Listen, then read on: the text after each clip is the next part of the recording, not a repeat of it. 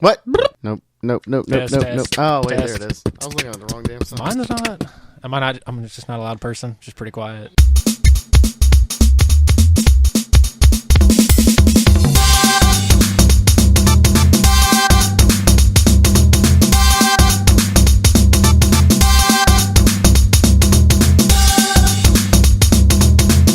What's up, everybody, and welcome to the P Funk and Fro Show. My name is Austin Fluman. With me, as always, Anthony Gorman. This week's special guest, someone from Anthony and I's business past. Yes, business past. It is none other than Billy Whitacre. Woo! Hey.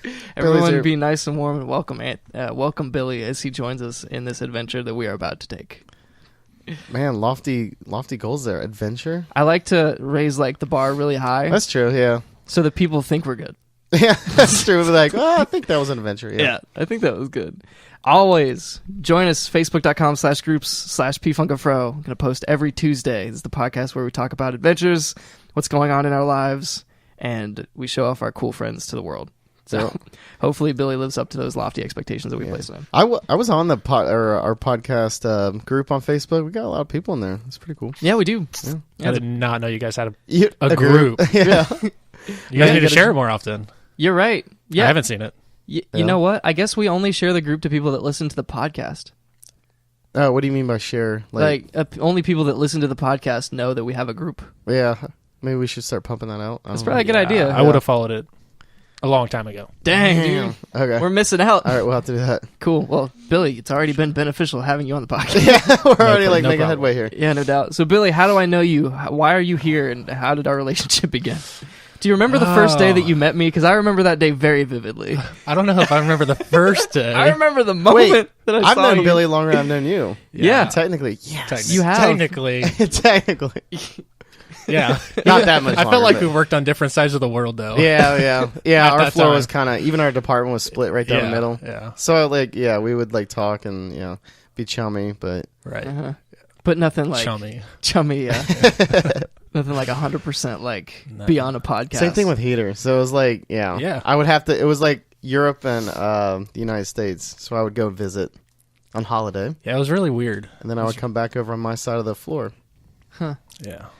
Yeah, that was a really interesting dynamic. But when you came, Austin, it was kind of that wall's been kind of Yeah, was we were crushed mixing down. it up at that time. Yeah, we were all, it was a big mixer then. Mm-hmm. Yeah. Did that happen because we came and it was just different after that, or? No, they were switching out. So half the side was on one solution for planning, and the other half was on another solution. And they had their own management, and it was just humans naturally kind of we're a unit. That's a unit. Yeah. It's even though they always try to mix us in, it was just like that. But then when our side got swallowed into their solution for planning, then Into it the was cool side. Yeah, then it was all of a sudden that barrier, that invisible barrier, which is kind of weird to think about now that I think about it, was crushed down, because now I hang out and talk with anybody. Mm-hmm. So weird. Yeah. I remember the symbolic day that I sat on this side of the border, and it was literally a border because there was a row of desks with a wall up. Yeah. And Billy sat on the other side right next to me, and there were these detachable walls that you can take down. That's and right. we took it down. We took down the wall that was in between us. Mr. Billy Whitacre, take down this wall. Yeah. Yeah. So you guys had a kind of a natural, just slow introduction to each other. Yeah. Yeah, Okay. and then all of a sudden, when you were there, it was kind of already crumbling, that wall. Gotcha. I struck Billy's life like a lightning bolt. Yeah, Really? tell me about the first day for you, because I don't really remember the first day. Yeah, what is I this remember lightning bolt? going through the training and all that, but I don't remember the exact first day. Gotcha. Okay. So this was very impressionable. I was very impressionable at this time because this was my first real job, and I still had no idea how. It was your first day of school. Yeah, that's what it felt like. Right. And they were like, Billy Whitacre is going to be who you're shadowing for a week. Oh. And this is the first time I'd actually been introduced to the whole department. Wow. So I come in, you guys had an ice cream social. Oh, yeah. Okay, yeah. I Remember that? now, Yeah. So I went to the ice cream social and I was like, all right, gotta make a good impression. So I got my ice cream. I'm like, hey, are you Billy? And he's like, yeah. And then I probably said a bunch of dumb jokes. and from then I just sat with you for a couple weeks, and you taught me the ins and outs of things. Showed you how to do the business. Yeah, sure. Yeah, that's what you taught me. The business. Yes. Also the person that pretended to be my mom for a week. Yes, that was probably one of the best jokes I've ever pulled off in my career. Yes. What? Yeah. So I don't even know. You've heard the mom. Maybe I don't know. I can't remember. Tell it best. Okay. Yeah. So I think I've told this on the podcast before. Really? But basically, yeah, that's how much you listen to me, Anthony. Yeah. I actually listened to that podcast. Did you really? I think it was with Brittany, wasn't it? It probably was. Maybe that was a long time ago. I may have talked about it again since then, but yeah. Basically, Billy changed his name in my phone to say Mom. Yeah. And then he made me bring pineapples home. I remember now. That was great. That was great. Everybody around was in on the joke. Oh. Except for me. It was so funny. God. Every time you say it, I'm like, I need to do that. So it was so funny. It was good. Yeah. And the worst part, what? I was crying the day you finally found out. I was crying, laughing so hard. Oh, goodness. So you text his phone, ask it, and that was, how'd you come up with pineapple? Well, we had been having a conversation. He was sitting there training for the couple weeks. Yeah. And we were having a conversation, and we're like, oh, yeah, we love pineapples. They're so good. Yeah. Just going on about it. And he's like, dude, I got this new thing that it cores the pineapple for you. And it it just does all the cleaning out for you. And I'm like, oh, that's pretty awesome. So he showed me it. And then he's like, yeah, I got 2 pineapples at home. He's like, oh, I'm so ready to use this thing and test it out. And so I changed my name in his phone to Mom. When I went to the bathroom. Yeah. And I texted him one day and I was like, hey, I did these pineapples for you. And he was so mad. He's like, are you serious? Did you really do those? Oh. And he's like, man, I was really looking forward to use the tool. And he was like so upset. And then did it go on for like a couple days? Yeah, it did. And then you almost had me bring home 4 gallons of milk. Oh my God. Yeah. So, I was like, we're out of milk. And I was like, can you bring home 4 gallons or something like that? And he's like, so he shows me, he's like, dude, my mom wants me to bring home 4 gallons of milk. Oh my God. Good thing you asked. And I'm losing it. I'm like trying not to laugh at that time. What would your mom's reaction have been if you brought 4 gallons of milk? Why do you want all this, Mom? Your mom's like, all of that's going to go bad. Crack. Yeah. Well, that was the day I broke it to him too, that like, I was playing a joke on him. I wish I wouldn't have, so he would have took the 4 gallons of milk home. That would have been great. That would have been the epic part of it, but then I broke it, so. Yeah, you did. I just remember you dropped some kind of inside joke that only we would know. It was like, I was looking for somewhere to take a test. I had to get proctored. Yeah. And I don't remember what you said. Do you remember what you said? I said something about it. You said you could do it at certain places, like the library. Something about a governor can watch. Or something like that. So I made a joke about the governor, and he's like, wait a minute. He looks at me, and he's like, wait a minute. And then I just lost it. I started crying, laughing so hard. Oh my God. It was too good. My God. That's when my respect for Billy deepened just a little bit more. Just a little bit. I mean, I would have fell for that just because I don't remember anybody's phone numbers, so I rely 100%. Nobody does anymore. Like you can change anybody's name in your phone, and that's true. That's what's so sneaky about it. I didn't even think of it, and it's so powerful of a joke. It is. So listeners out there, that's a good practical joke on someone. And the coup de grace is that you showed me a video the day before you decided to do this of someone doing this to someone. Oh my God. I always forget about that. He's like, dude, this would be such a good prank. I completely forgot about that part. Well, your mind was probably like preoccupied with like, who's this person? Yeah. Like, yeah. So yeah. How do I learn this stuff? He's like, I gotta act professional. Yeah, like normal. Basically. Yeah. Then people are friggin' throwing poof balls across the floor. That's right. That was more pervasive back then. Yeah. I couldn't believe. Did anybody ever get in trouble for that? So they're like on your side of the floor from like our side, we would see you guys in the corner, the bro corner, just like chucking things back and forth, and I'm like, because I was new back then too, like before you got there, Austin. I was just like, this is okay. And we had like our band 3 was like our higher up was kind of strict back then, so I was like, yeah. So I was like, if she saw it, she would. I was just waiting for her to come around the corner and just start. I would see like a teacher student type like in trouble for my first time at P&G, but it never happened.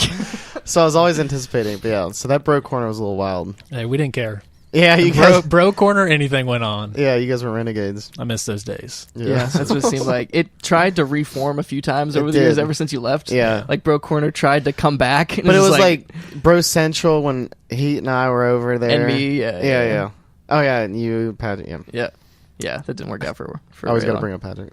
I'm just kidding. Right? Yeah, it's the Patrick plug of the week. Yeah, I think ever since I told him I say that, I think he might listen now just to see what I bring up his name for. We also talk about everyone else on the planet if everybody else wants to start listening to. Right. Yeah, exactly. Our viewership goes up just because they want to hear what we're talking about them. Exactly. This one dude in Kroger, what a loser. The one dude in Kroger just that guy's listening like, I am not a loser. Like, how did you find us, dude? As he feeds his 80 cats. Wait. Never mind. Yes. Owning cats is not a big deal. No, it's a good thing. I have a cat. You have one cat? Dude, Anthony, Billy's cat is my favorite Snapchat profile. Really? Does it pose or what's going on here? Dude, Billy... She does all sorts of crazy stuff. Really? She's just a big old fat cat. Yeah, she's huge. And she's so funny. How old and what type? She's... I don't know what kind of cat she is. She's like 8 years old, but she weighs like somewhere between 15 and 20 pounds. Like, she's a fat cat. Big old Like cat, Garfield. dude. Yeah. Basically. But she's hilarious, so like... I just capture her in like all sorts of different poses and stuff. Here lately, she's been so like attached... Like, she always has to be right next to me and, like, up in my grill. Yeah. Like, I'll be laying in bed and she just comes up and lays, like, right next to my face. And I'm like, get out of here. Hey, I'm here still. Dude, why is your cat so needy? Is that a new thing? Has your cat always been that needy? She always likes being around people. And she's like, it's like, I don't know. When she sleeps, she has to touch you. Like, even if she's, like, 2 feet away from you, she'll reach out just to stick one paw on you. Oh, I was wondering if it was like body heat because that tends to happen, but that's weird. Like, she just has to put a paw there. That's funny. That's kind of adorable, actually. Yeah, that's kind of cool. Yeah. You're like, she gets hair everywhere, so I had to kick her out of the bedroom. Okay. Then I got 2 roommates, so they're like, oh no, she's cool, she can come in the bedroom and stay with us, I like cats, blah blah blah. And I'm like, she gets hair everywhere, and they're like, oh no, it's cool. And then after like 2 weeks, they're like, get this cat out of the room. Yeah. So do you currently have 2 roommates? Yeah. Okay. They just moved in like beginning of January. So you doing like year lease things, or is it just like month to month? Month to month, yeah. Okay, cool. They didn't... I actually grew up with one of them, and then the other one is his cousin, so... Okay. Pretty close to both of them, and we just do a month-to-month kind of thing. That's awesome. Helps you out, yeah. Yeah, what are the names we can do shout-outs? So, Anthony and Kyle. Yes. Nice. I already like them already. Yeah. Second Anthony. Anthony 2. First I'm Kyle. Anthony 1. Anthony 2. No, I'm Anthony 1. Yeah. Dude, that reminds me, I don't know if I've ever... This isn't like a super interesting story, but I went to Penn Station once with my friend Austin. Yeah. And he's much taller than me, but he's younger than me. Right? Oh, that's tall. So I feel like I've earned the title of Austin 1 just because I'm older, right? Okay. So he goes through the Penn Station line first, and they're like, "What's your name?" And he's like, "Austin." And at that point, I know exactly what's about to go down because I'm next in line. Food, what? Yeah. So I come in line next, and she's like, "What's your name?" And I was like, Austin. And she's like, "All right, you're Austin too." And I'm like, I'm older. You should have just changed your name. Use a middle name or something. I should have, yeah. Austin I'm Larry. the Great. Larry. That's right. You don't look like a Larry. Yeah, I get through the line. Lady. I get through the line. His receipt, Austin. Capital A, U-S-T-I-N. My receipt, all lowercase, Austin 2.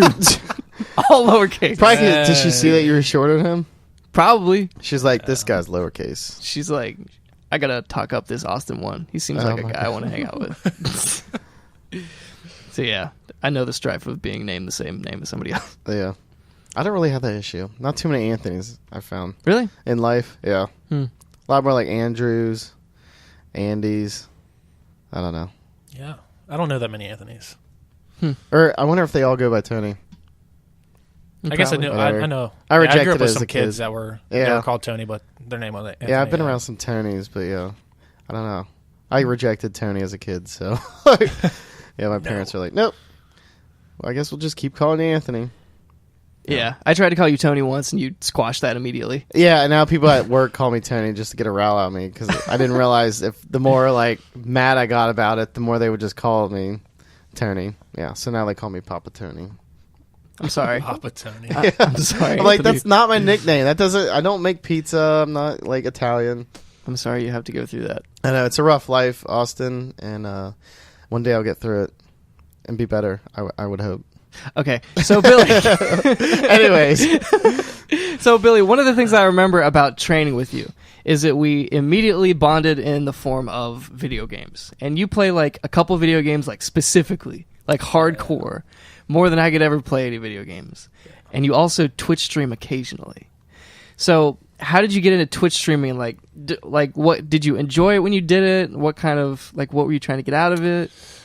So what's the game first? Yeah, and what games did you stream as well? So I play League of Legends. Yeah. Pretty avid about it, or I was pretty avid about it. I've taken the past month off or so. It's a pretty toxic game, so you gotta do it in spurts, take some time off to gather yourself, and then get back into it. Oh, yes, I've heard many a story about people being destroyed by MOBAs. Yes. Yeah. It's very, very toxic atmosphere, but it's toxic in it just takes a lot of time, or the actual game itself. I mean, it takes 30 to 40 minutes per game. Okay. So it's you got to play it all the way through. Okay. No getting up. And then the players on there are just absolutely brutal. Brutal, little kids, cussing you out and stuff. It's like Call of Duty. Oh, no.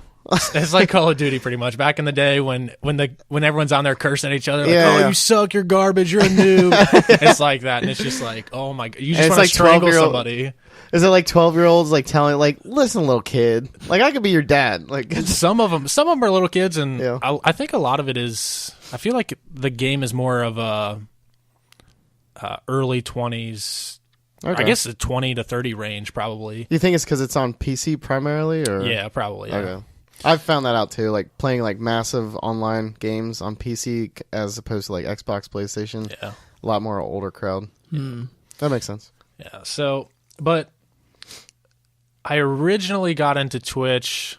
One of my old friends, he showed me it and was like, "Oh yeah, you can watch people play video games and stuff." And I'm like, "Watch people play video games? Why would you do that?" Weird. Yeah. And then I was hanging out with him quite a bit, and he'd be watching it all the time. So I got onto it, and I started watching people, and basically in it for their personalities. They were good actors on the screen, and they were funny.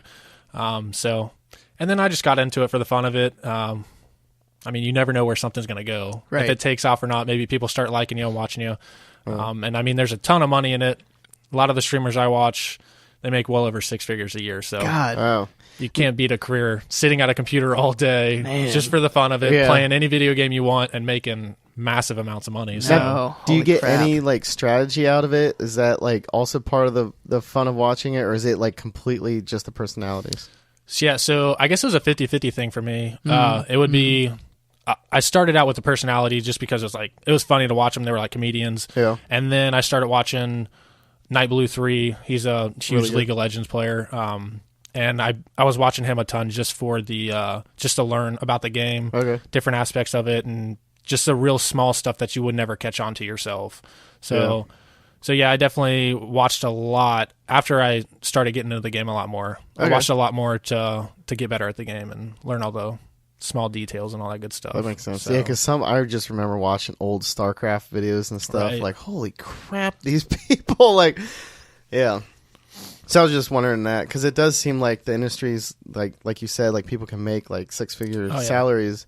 But I was just curious, because I don't watch a ton of that, but it seems like it has morphed into more entertainment, and I have caught myself just watching just because, like you said, the person playing is really funny. There was this one, I can't remember which one it was, but it was just a terribly optimized, the animations were it was Star Trek.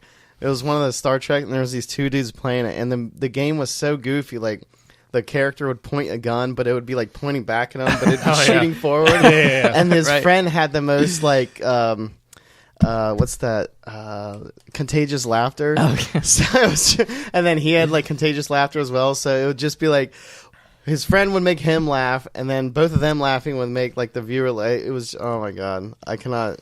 I watched it was 20 minutes. So I was like, holy crap! I just watched them play a terrible game for 20 minutes, only to watch them get stuck in stupid broken parts of the game and fall down holes and just start laughing.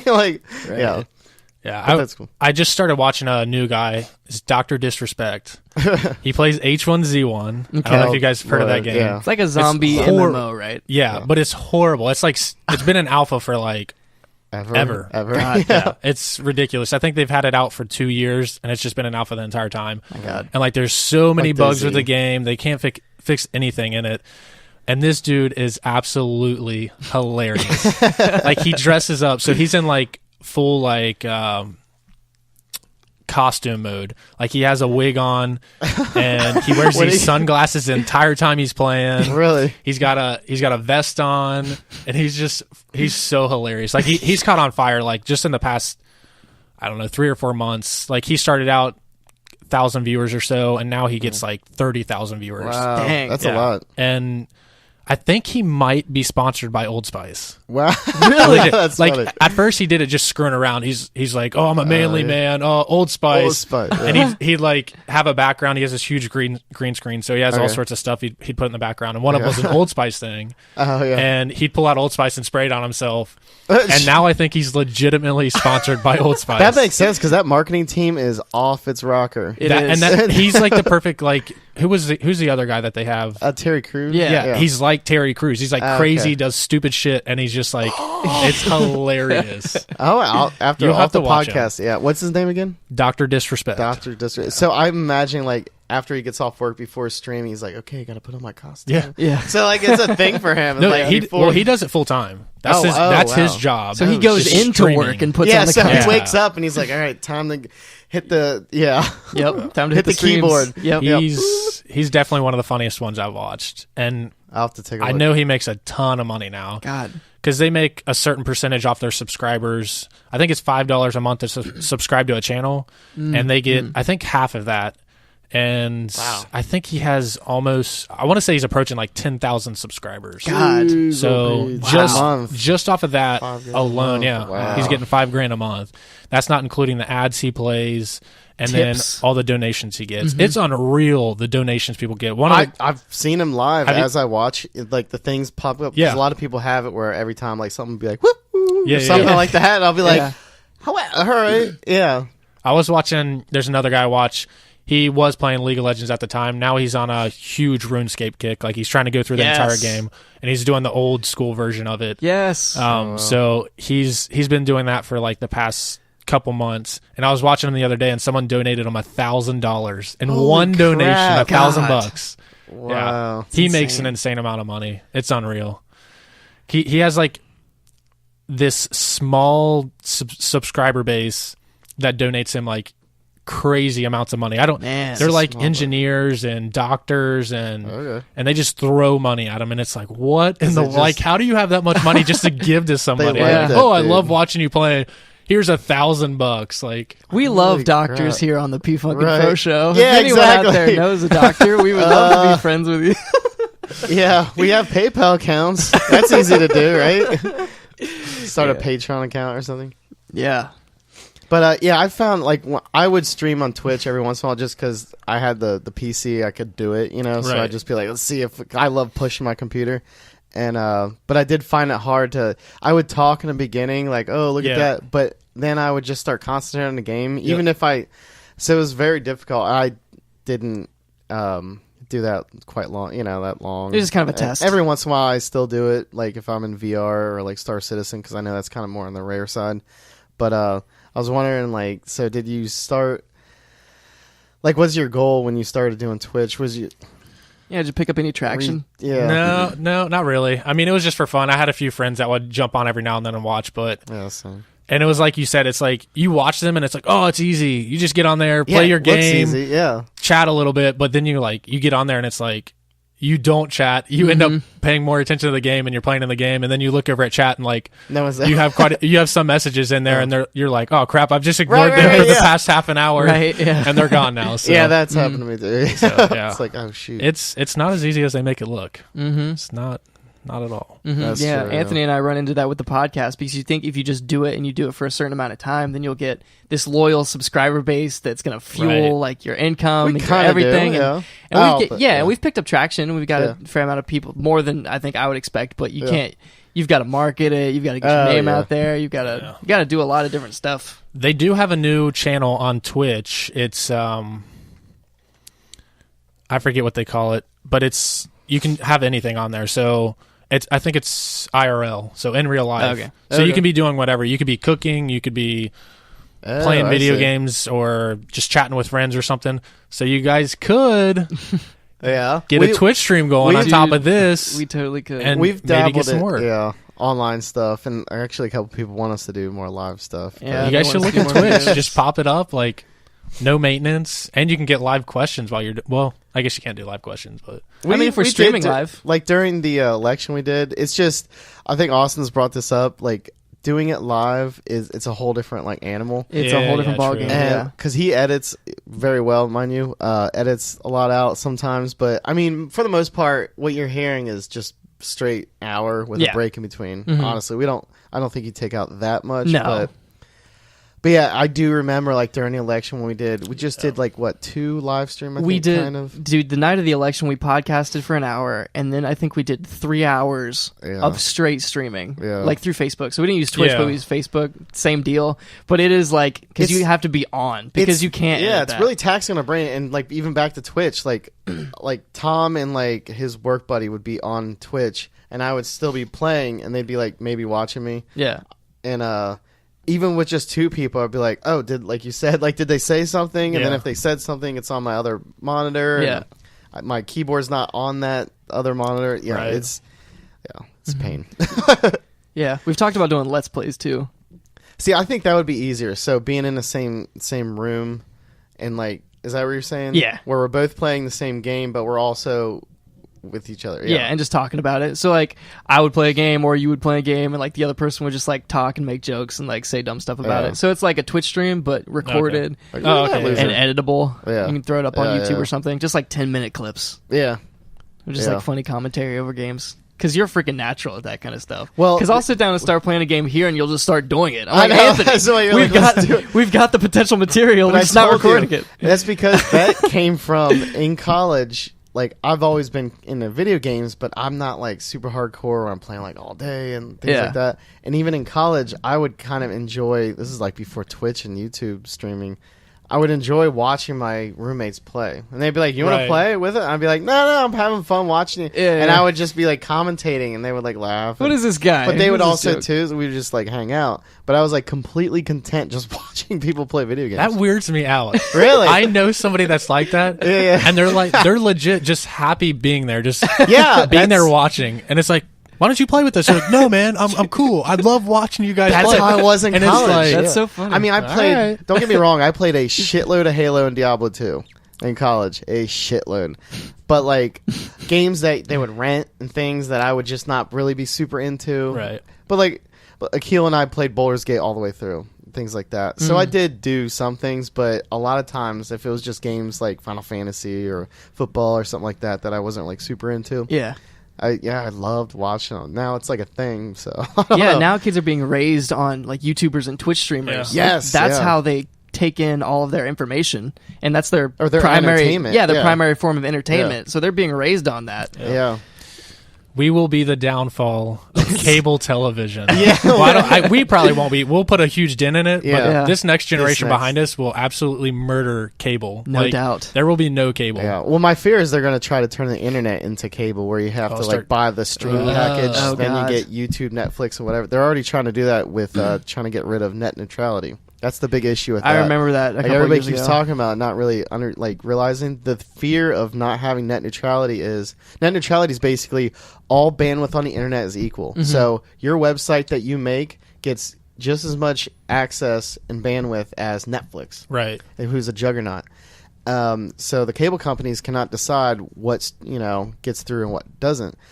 If net neutrality fails, which it's slowly starting to pretty recently. With who's been appointed, I'm not going to get politics, but the person that has been appointed has been quite terrible and has been outspoken against net neutrality. So my fear, and a lot of people's fear on the internet, is when, like you said, cable inevitably will get destroyed, especially exactly like you said, this generation coming up now, who's all video games, everything's on demand, no commercials. Yep. I want the way I want it. The issue is all of a sudden the internet will be like, so you want your streaming, we got your main streaming pack. You want your gaming pack, we'll give you low ping and your streaming. Right. $5 here, $10 there. Yep. Then all of a sudden the internet will become like a damn cable subscription when we're paying like $150 a month again. Mm-hmm. Instead of like $55, which is what I'm paying. Maybe we need to get into it. First, what do you mean? Before anybody else does, before any of these big companies jump on it, so we can profit off of it. Yeah, I don't know. Yeah, get into it somehow. I mean, figure something out. If you can't beat them. Right. I mean, honestly, like the effort should be going towards keeping net neutrality. But yeah, if that fails, then I guess we could capitalize on it. Hey, it's like that movie where the guy bets against the housing market. He's like, that was a good movie. Yeah, I loved it. He's like, he knew it was going to happen, and it's like, well, I'm going to make a whole bunch of money off of it. Well, like, no one's going to stop this from happening, so I'm going to bank everything on this. And yeah, he shorted it, right? Yeah, he shorted the housing market and ended up making billions for his company. God. Yeah, his company was freaking out. Like his president, I remember, was like sending him emails and stuff. He's like, "Give us all our money back. We're losing everything right now." And then, next thing you know, they have billions of dollars because of that. Yeah, I remember I was reluctant watching them. Was it called The Big Short? The Big Short. Yeah, I remember. I was reluctant. I was like, "Is this going to be like?" And like halfway in it, I was like, "Oh my god, this is so interesting." Yeah, because I don't know about banking a lot, and I mean, yeah, you don't even have to know a ton about it to watch that. Like, right? Yeah, they teach you a lot while you're going through it, especially with a hot chick in a bathtub. Yeah, exactly. It keeps your attention. Right? It was probably one of my top movies of all time, honestly, because it was just really cool how only a small handful of people ended up getting in on that. Like, I think there were 5 companies that ended up shorting the market and making a crazy amount of money off of it. And they got into it because they heard his big company, like they were doing it, yeah, and they were like, that's when they started like should we look into this? Well, yeah. It was a really neat movie. But then it blows your mind. Nobody got in trouble over it. I think there was like 2 top guys who weren't even really to fault for it, and that was it. Fall guys? No one else got. Yeah, they were basically the fall guys, and no one else got in trouble for it. And it's like, how does that happen? Like, our economy crashes and no one's to blame. Accountable. Like, so were they actually breaking the law, or were they just finding loopholes through the system? Well, I mean, it was a lot of it was deregulation, exactly, and they were just taking advantage, and they were bundling shit loans into these giant things, and then trading them off onto each other as if they were profitable, and they knew it. Everybody kind of knew it. It was weird. There's a lot of the government. I mean, the government let a lot of it go. Yeah. So people in the government should have been responsible for it, but no one was. Yeah, it was basically a lack of oversight, and pretty much. So it was like policy kind of did that one for us. Wow. Yeah, I remember going through that, and it was one of my assignments in economy class to figure out what happened with the housing crisis and the bubble. And I remember talking to my dad about it at the time, and I'm like a freshman in high school. I have no idea what any of this means. I'm like, can you explain this to me again? He's like, this happened, which led to this, which led to this. And I'm like, all right, I'm just going to type down like the things that you're saying as you're saying that. I never really completely understood it. So it's interesting going back and learning about it now. Right. Because it changed the entire country. Well, I think it was now that we have hindsight, it's easier to kind of like group it into one. But I'm sure there was many like other nuances, but it's basically, people getting housing loans that had no business getting housing loans because it was deregulated, and banks were just lending out money like crazy and then bundling those shit loans all together because they knew they were not going to get returns on it. Right. And then they would sell it to other banks. Yeah. Wow. Yeah. It's terrible. It's just terrible. Yeah, no doubt. So now it's a lot more strict to get a housing loan and things like that, but I would hope so. Yeah. Yeah, it is interesting looking back on it because I remember just being in a recession. It's like, that's just how things were. That was big. I was lucky enough to have been out of college for about a year and got like a decent, like big boy job out of college before it hit. Nice. Because, I just got into Walgreens, even though that's not glamorous, but lucked out. Because I remember reading on like Reddit and things, like the kids a couple years after that were just like in the wake of just terrible job market. Yeah. But yeah, I definitely remember hearing like my parents talking about it too. Yeah. And how it affected them and everything. Oh yeah. Dang.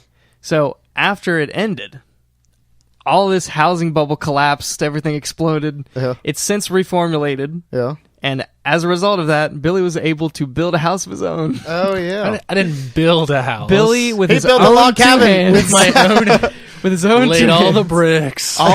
He's a Freemason. Everything happened. A Freemason. I'm amazing. That's what a Freemason does. Yeah. He builds houses. He builds log cabins. I don't know what I'm talking about. Yes. The other thing that I remember Billy for when I first met him is that he was going through his house. Every day I would come into work and be like, all right, Billy, what kind of things you got going on today? And he's like, I'm picking out cabinets. Yeah. And everybody else was like, Billy, I'm so done hearing you talking about your house. Well, it's a big deal. I could see how it's fun. Yeah, and I liked hearing about it because like I'm a huge fan of furniture shopping in general and like designing houses and everything. So I was living vicariously through Billy. I still need help. 2.5 years later, please come design my house. So did you have like someone build it for you? Like you had to plot of land or? No, so I mean, I got the house in a foreclosure.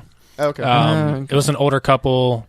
They passed away, and then one of their kids took over it and couldn't keep up with the finances on it, so it foreclosed. I ended up buying it. It was just like, it was a house built in the 70s, brick ranch, full basement. Nice. Yeah. But it was outdated. It was still, it still looked like it was in the 70s. Like one of the walls, when you walk in the front door, had nothing but glass tile mirrors. Leonard Skinner posters. The entire wall was like 10 by 10 mirrors. What? Weird. Yeah, it was weird. So I had to go through, peel each. Strange. I had to peel each mirror off, and then we ended up tearing down a couple walls. It seems like older houses were like way compartmentalized for unnecessarily. Just like open it up. Jesus. Yeah. So tore down a couple walls, put in all hardwood flooring throughout the house, redid the entire kitchen. Just went with IKEA cabinets. My dad and I put everything together, hung them all up ourselves. Nice. It saves a lot of money. Yeah, no doubt. And then after that, I mean, it was painting. Pretty much stalled out after that, though. So I got it like move-in ready, enough for us to live in. Yeah. We didn't get the bathrooms done, so we moved in, and then I was just like so wore out from doing all that work. That's a lot of work. Yeah. And then money, too, financially. Like, the cabinets were like $5,000. The hardwood flooring was like $7,000, and we paid for the cabinets all in cash.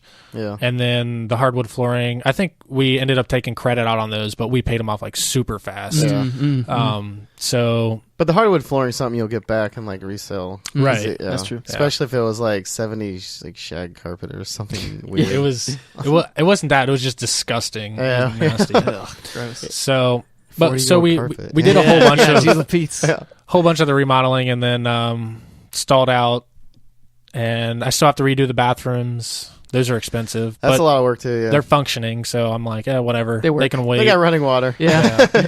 And I just had built-in cabinets put up around our fireplace. Ooh. And hung up a nice 55-inch TV in between them. So well, that's the important part. That's the first thing I would have done. I would have been like 55-inch TV and then make the bathrooms work. Right, yeah. I'll be outside. Well, now that I have the roommates, they're both PC gamers. So we all have our own bedrooms. What's up, master? With all of our PCs in them, and we legit sit there with the doors open and just yell at each other. That's awesome. That's the best way to So I'll be playing my game, my buddy will be playing his, and maybe another one's watching a stream or something. Oh, that's the best. I love it. Dual monitors in everybody's room. Yes, dude, that's like my dream. So, we might have to have a LAN party. I got a good LAN PC. I would love to have a LAN party. It's fun. So what does your roommates play primarily? So one of them plays a mix. I mean, he plays League. He plays is it Rocket League? Rocket League, yeah. He plays a little bit of Rocket League. They got into this new game, this new hunting game. It just got released like a month ago or something like that. Yeah, it's like, you know the hunting game, the arcade game style like the hunting? Cabela's? Yeah. I guess they rreleased a style of that out on PC. Oh, I don't know. And it's kind of like H1Z1, open world. You just go. Is it Ark? Is that what it's called where you're running around? I think Ark Survival Evolved. That's got like dinosaurs in it. It's not Ark. This is like legit hunting. Like you're hunting bears and like real and life deer. animals. Yeah. So they're into never heard that. But it's like, so they've released it and it's in full production. Yeah. But it's super glitchy and there's a lot of issues. So they've been playing that recently. But they both play League. And then what was the game you said you played back in college? Diablo 2. Yeah, they're really into Diablo also, so they'll be on Diablo playing that. Okay, so they probably played, I'm guessing, Diablo 3 now. I think they've played all of them. Oh, yeah, because I've played Diablo 2 in college, and then I just recently gotten Diablo 3, but yeah. I think they're still doing, well, I think they went back to Diablo 2. I guess that's like the best. A lot of people had a lot of problems with Diablo 3, I think. Yeah. Okay. It came out. Yeah, it's really, even on the subreddit, it's definitely divided. But Diablo 3 is really polished. It's nice. But I would love to do a playthrough of Diablo 2 again. Yeah. Yeah. So they're doing that right now. Okay, cool. They play around with that every now and then.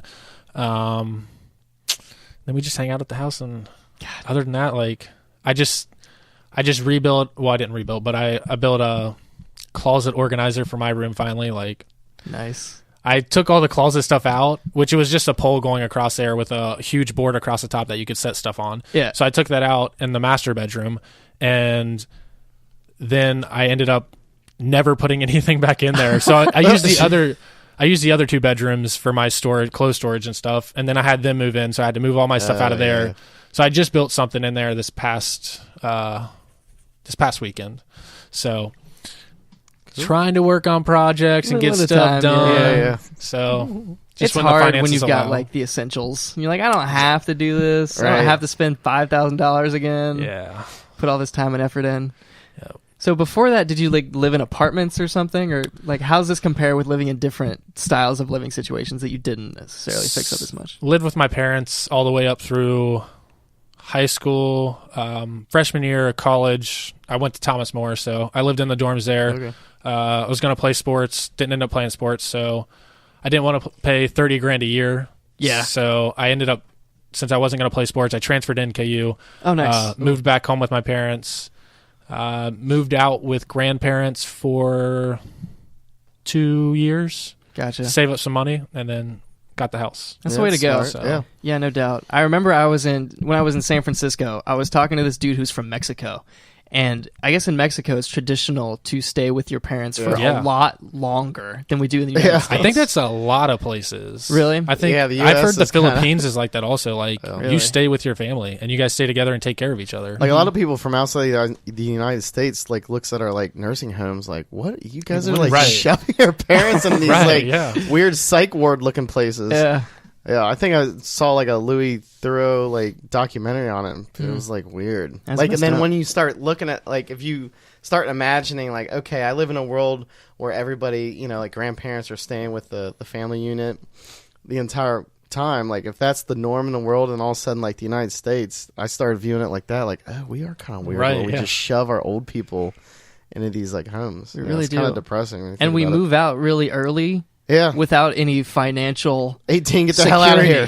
Basically. So I was like, yeah, I'm thinking about moving out. This was in 2015, a couple years ago, before I actually moved into this place. Yeah. And he's like, dude, what are you doing? You're only like 21 years old. Stay with your this Mexican guy. Oh, okay. This dude from Mexico who was like talking about what they do in their culture and stuff. He's like, I saved up until I was 30. I paid for my house with cash. Wow. I'd never have to worry about bills or debt or anything. That's nice. Just do that. And I'm like, there are positives to that, but there are also so many positives to just getting out. But I'm American. Yeah. You know what I mean? I mean, I can see both sides. My main one was just freedom. Even because living with parents wasn't that bad, and living with my mom for like a year and a half. Like, what was that? About 6 months ago is when I moved out finally again. Sometime in like October. But or something. I mean, it wasn't bad. Right. So it's just there is this little social stigma there, but it's the amount of money you save is just enormous. Yeah, it's kind of crazy when you really think about it. But I don't know if it's completely social or just how we're social being. You know, we're just raised products of our environment. So I don't know if it's just our culture or what. But I had to move back out. Yeah. We're just a moving and shaking nation, Anthony. Yeah, we're just moving and shaking. Yeah. And with that, we're going to take a quick break of conversation. We're going to be right back with episode 44 of the P-Funk Afro Show.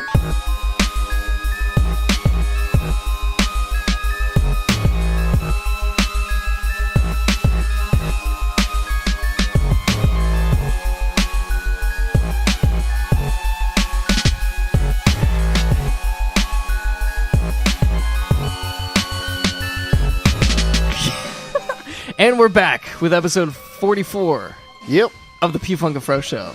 Billy didn't leave yet. Billy's still here. Say hi to the people, Billy. Hey. We covered a lot of ground in that first half. We started with Twitch streaming and somehow ended up talking about the collapse of the housing bubble. Yeah. in the United States. That was good. Deep conversation. Very deep conversation. Yeah, but I love those. I do too. The tangents we get on. So next thing I want to talk about, Billy, our podcast is always very adventure-centric. Our favorite episodes are when we go out on an adventure, we talk about it, people relate to it. Mm-hmm. It's fun. Talk about our best times that we have.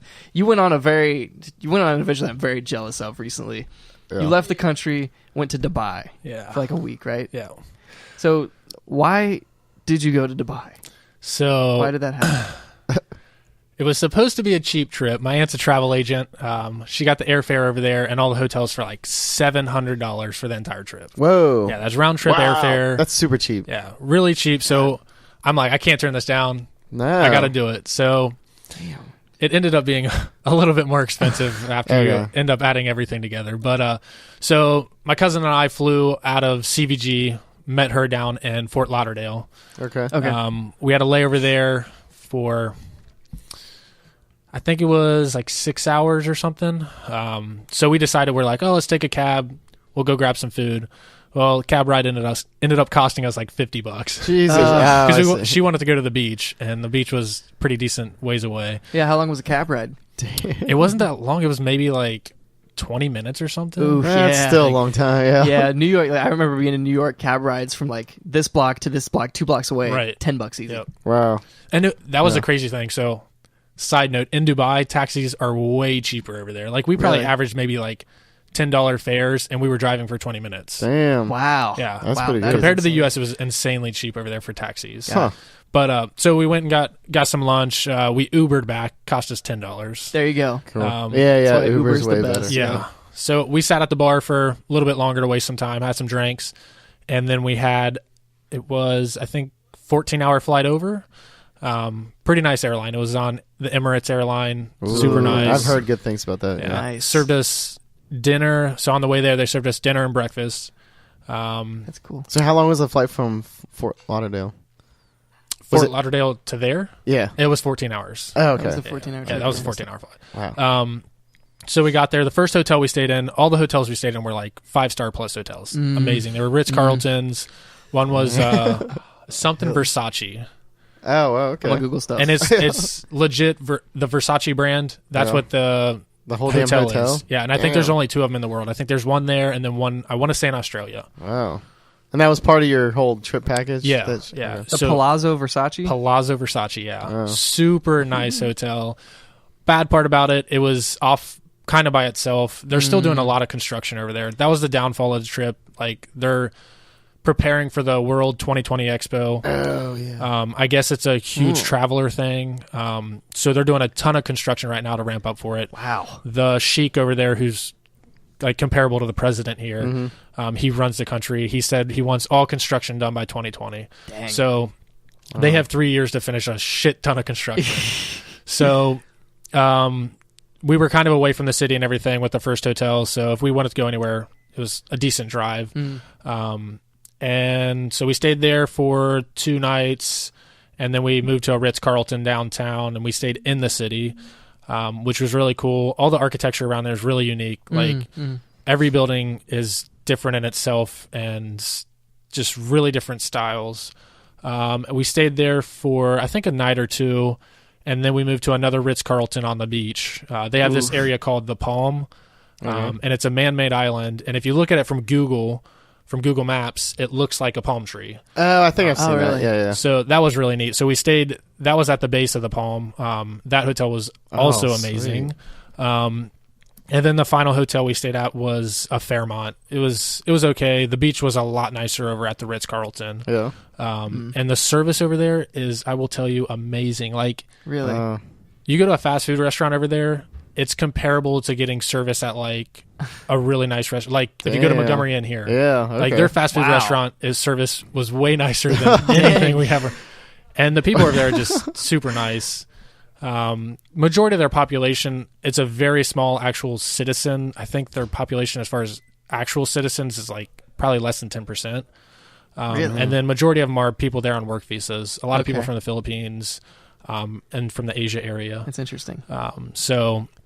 But yeah, it was really neat. I think one of the coolest things we did, we took a bus tour for 2 days, and it just took us around the city and showed us a lot of just different parts of the city. Like I said, the architecture was really cool to see from the bus. Do they have a really tall building there? Yeah, so is that one of the tallest? They have the Burj Khalifa. I think it's the Burj Khalifa or Khalifa. Yeah. And that's the tallest building in the world right now. Apparently, the Chinese are working on building a building taller.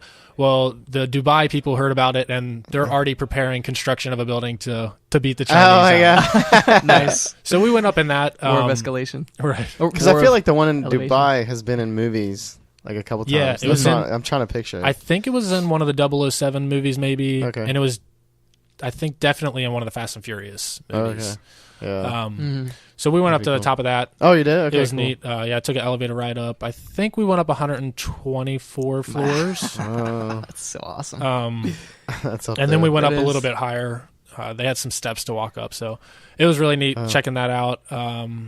The malls over there were amazing. They have the only indoor skiing in the world. I've read about that. I'm not a skier. Indoor skiing? Yeah, so it's they have a snow slope inside. So if you look outside the mall, they have this huge, just weird, like detachment that goes up in the air, and it's the ski slope inside. So God, I didn't so ski. much money in that city.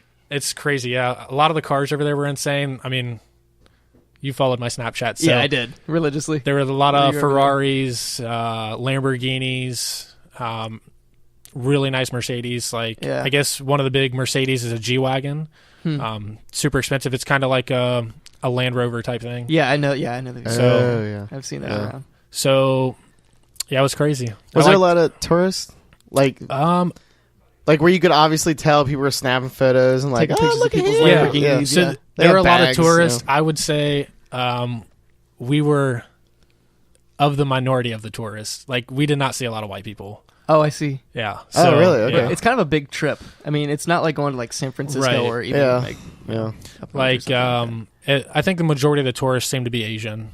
So okay. they were from like China and over in that area. I was wondering because I knew it was like big in business and there was a lot of like expats there. Mm-hmm. Yeah, and when you talk to people, you don't usually hear about somebody going on a vacation to Dubai. That's true. Yeah, it's not something that people typically. Yeah, we actually one night we did one of those where you cook your meal and they have a chef that teaches you how to cook. Mm-hmm. That's cool. We made tuna tartare, and then we did lamb, and then we did some sort of dessert, some sort of chocolate lava cake dessert. I don't know what the name of it. It was delicious though. Awesome. But we had dinner with some expats over there. They were from Europe. I forget what countries they were from over there, but how did you connect with these people? They just had us lumped in with a group. Oh, okay. Gotcha. Yeah. And we talked to them and they said they love it over there and enjoy staying there. And as we were leaving, they jumped in their really nice Audi and pulled off. And I was like, oh man. But is it just the city? Because I picture kind of like Singapore, where it's just like a big city hub and not much else to do. That's all outside it is. Of it. That's what I thought. There's no real, as far as I'm aware of, no real outer skirts like suburbs. It's that's what I was wondering. Dubai, like it's a city. Yeah. And it's legit just right in the middle of the desert. That's what I thought. Yeah, it's like they just picked this one spot. Like, everybody boom, with all money our money. Yeah. Yep. And the crazy thing is they've only been, I think they were founded in 1946. Wow. So they've only been around for 50-ish years. They've done all this. Yeah. So I think it was 46.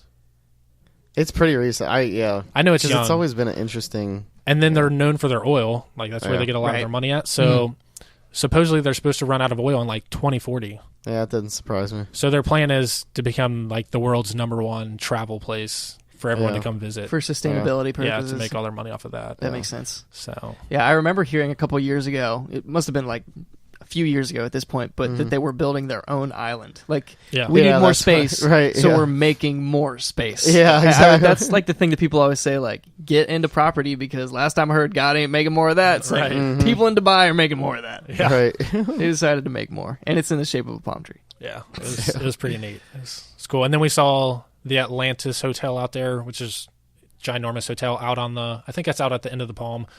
It was super cool hotel. And then there's a hotel over there. It looks like a sailboat, or the sail of a sailboat. Okay. And I guess they've done some crazy stuff off of it. So Tiger Woods has apparently golfed off the top of it. And then Roger Federer and someone else played tennis they played a tennis match on the top of it. Oh, okay.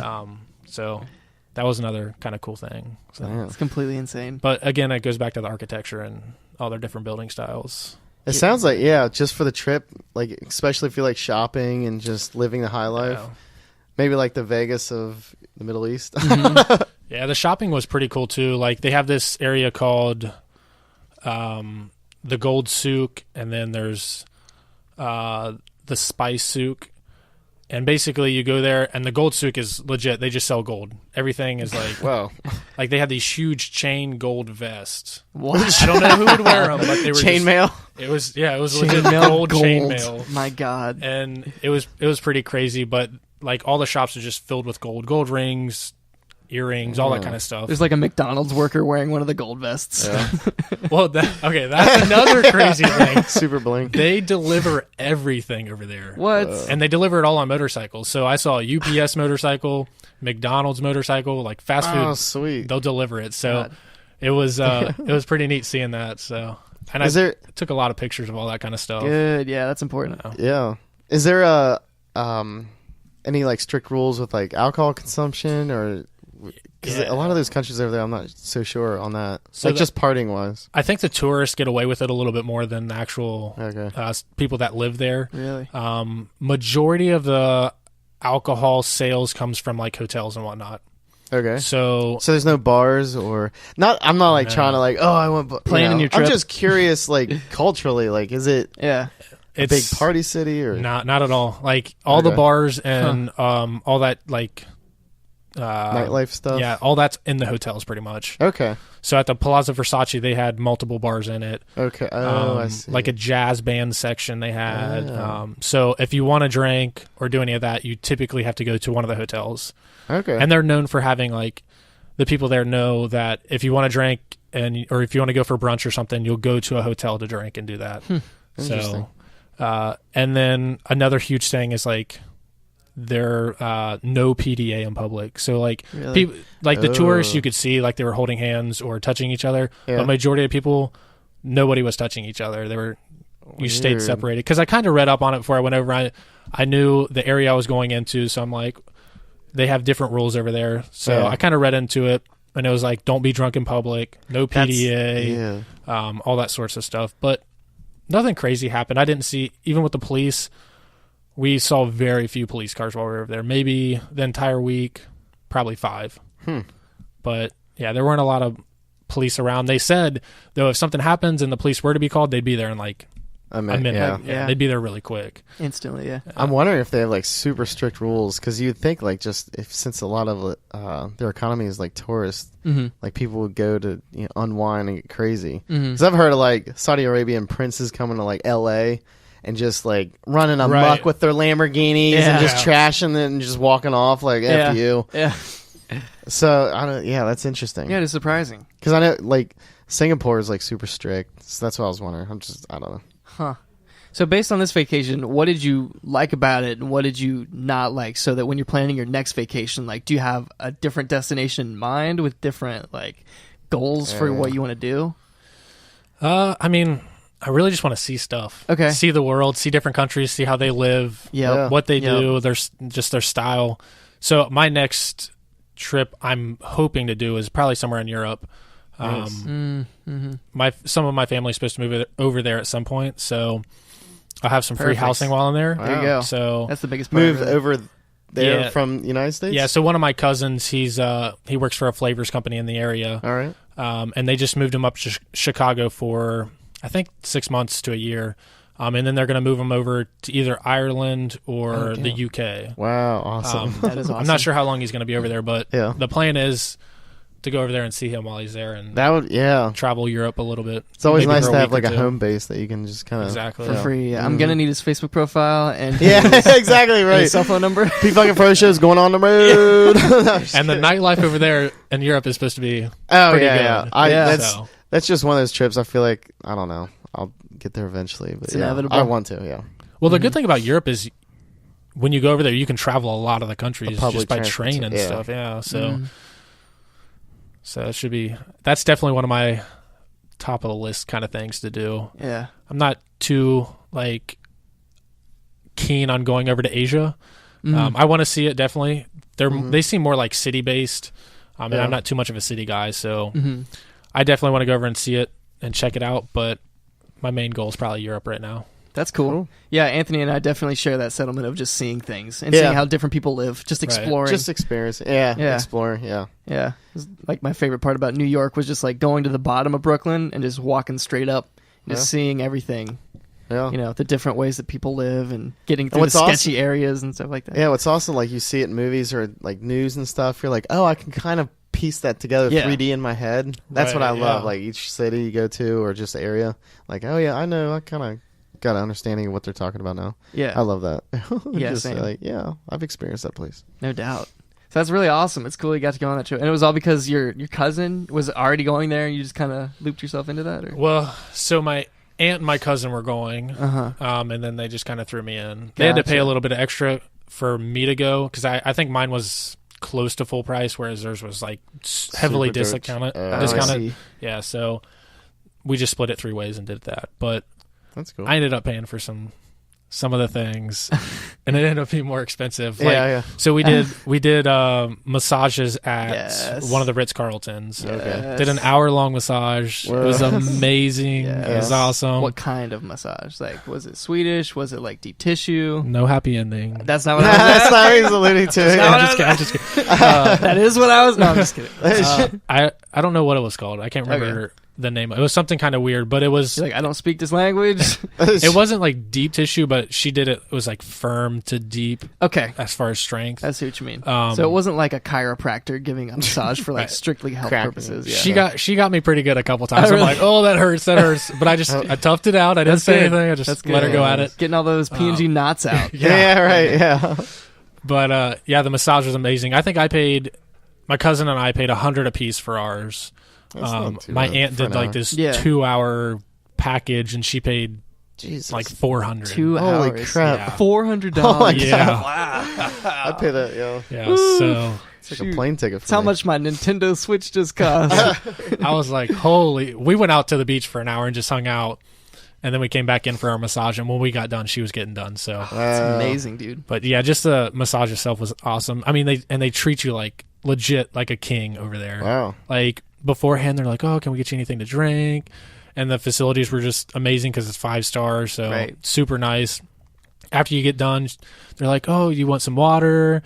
And they always put like fruit flavored in there. And then they're like, "Oh, here's a cup of fruit." And like, I'm like, goodness gracious. I'm not used to being treated like that, so it was kind of awkward, but at the same time, I'm like, oh, it's kind of cool. Nobody respects Billy. Yeah, I guess we like you.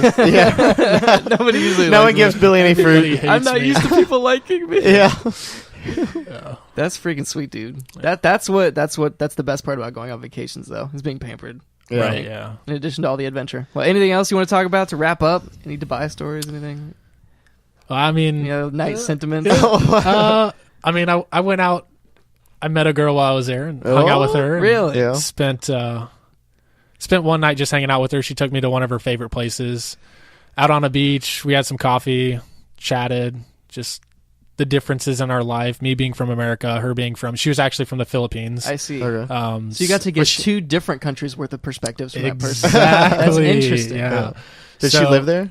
Yeah, she was there on a work visa, and she'd lived there for, I want to say like 5 years or something. So she'd been there for quite a while. Okay. So we hung out that night by the beach. There was a fire, and we just drank some coffee. Then I went back to the hotel. She went back to her place. And then she ended up going out to dinner with us. I don't know if it was the next night or the night after that. But she went out and had dinner with us. And it was just like, she was super sweet because she brought my aunt flowers. Oh, man. Like, she had known me for a very short amount of time. And once again, you're like, I'm not used to people being nice to me. Yeah. Right. Where's my fruit? I'm just kidding. So, she brought my aunt flowers. We had dinner out on it was on a boat, but it was docked. And it was just like seafood type stuff, crab legs, lobster. Yeah. That was expensive. I will say that. Sounds nice though. Yeah. And then as we were walking back, we saw some super nice cars. And actually one of the cars we saw, so over there, their license plate number tells their status. Whoa. Really? How they are in the country. So the lower amount of numbers you have over there on your license plate, the higher you are up in the country. Huh. So as we were walking back, we saw a Mercedes with only 2 numbers on the license plate. And that's it? Yeah. Holy so crap. she let us know that was actually royalty over there. Wow. So I don't know who they were, but apparently talk about a cast system. That probably also lets the police know right. who they are. That's that's interesting. This guy's got like 12 digits. Yeah. Who's one and what does he drive? Get this guy. Yeah, so the person with one, I think the number one is actually the Sheik. Oh, okay, that makes sense. That's freaking awesome. Yeah. Like in a way that's kind of like weird because it's like it's like clearly classist. It's Orwellian a little bit. Yeah. So we went to the mall quite a bit. That was like our central location to go to. So we went to the mall probably like 3 or 4 times, and when you would go there, they'd have super nice cars parked out front. They like valet them, but if your car was nice enough, or I guess if you were ranked high enough in the country, they just left your car out front. So we'd see just insane cars sitting out front. Like there's a Shelby Cobra sitting out front. Oh, nice. A lot of Mercedes, couple Lamborghinis, Ferraris, and whatnot. Beautiful. Even when we went to the hotels, there were Lamborghinis and Ferraris sitting out front. So, God, yeah, I'd love to see that. I'm a car guy, so I love seeing the cars. And that was really neat to me. Yeah, didn't get to drive any, unfortunately. But. Hey, number 12. I think you can get a Groupon for like $200 to drive a Lamborghini around a racetrack. Like somewhere near. So I looked over there for that. Oh really? On Groupon, and it was actually insanely expensive. It was like over $1,000 to drive like a Lambo or something. Whoa. Yeah. Oof. And I was like, I think I'll pass. It was like a couple $100 for a Mini Cooper. I'm like, yeah. I don't really want to drive a Mini Cooper. Go to a dealer. You can do it for free. Test drive one. Right. On 71 South. Yeah. You're just like flying in it. You're like, are you sure you want this car? Yeah. Did you bring a racing helmet? Yeah. I'm interested in this. Yeah.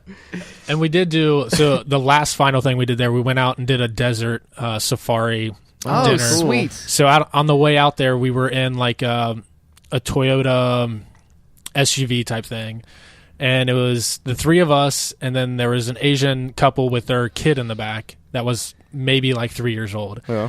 Well, I'm in the very front seat, and we get out in the desert, and the guy just starts whipping it around, kicking it sideways and stuff. Nice. And like you just hear the little kid in the back yelling the whole time, stop, like screaming the entire time. Yeah. So we got out there. He dropped us off. There's a whole crowd of people, of course, because all the tourists were doing it. My aunt and I did some 4-wheelers. They had camels out there. And then they did an authentic dinner. And then while we were out there and you were eating, they had a belly dancer, guy that did like dancing with the flames. Yeah. So he had a whole bunch of different instruments he was flinging flames around with. Mm-hmm. And then there was another guy that was dancing with like this huge dress thing. He'd like spin around and it'd turn into a huge circle. It's hard to explain. Yeah. It was awkward, but it was still pretty neat. Kind of thing, yeah. So, I want to say, people listening, when we told Billy like maybe Dubai could be a subject matter, he was like, I don't know if there's much to talk about. And then, like you're like talking about people throwing fire and like Lamborghinis going and on a safari, safaris, like the tallest building in the world. Like what the hell, Billy? I didn't know. Like what kind of vacations do you go on? You're like, Dubai was just like maybe 5 minutes where I could talk about. Jesus. Yeah, I didn't really met up with this girl. Like, yeah. Damn. No, that sounds like an amazing trip. It does sound like an amazing trip. It was fun. The weather was really nice too the whole time. It was like 60 and 70, and they're like, "Oh, it's cold over here," and we're like, "Oh, this short, it's sunny. This is really nice out." Yeah, so the sand begs to differ. Yeah, exactly. Yeah. Dang, dude, that's amazing. Well, thank you for sharing the details on that trip. That was fun. It was nice to live vicariously through you and your adventures. Yeah, I was just imagining. Yeah, maybe you can take a trip over there sometime. Yeah, no doubt. I'll have to find a cool cousin that's going there on a business venture or something. I'm gonna find a prince online. Yeah, be like, hey, fly me out. I play with Sheik on Smash Brothers. Is that the same thing? So, if you also liked Billy's Adventures, has been episode 44 of the P-Funk and Fro Show. We're going to come back every week on iTunes and Android podcast services. We're not currently on Windows Phone. That was actually raised to our attention last week. Not sure if I'll put the effort towards that. I might. That's like 0.02%. Yeah. Yeah. So we'll see if we dedicate resources to that. But if not, catch us in the same places. Facebook.com/group/P-Funk and Fro. And once again, thank you, Billy. It's been fun. Thanks for having me. Yep. And we will see you guys later. Later.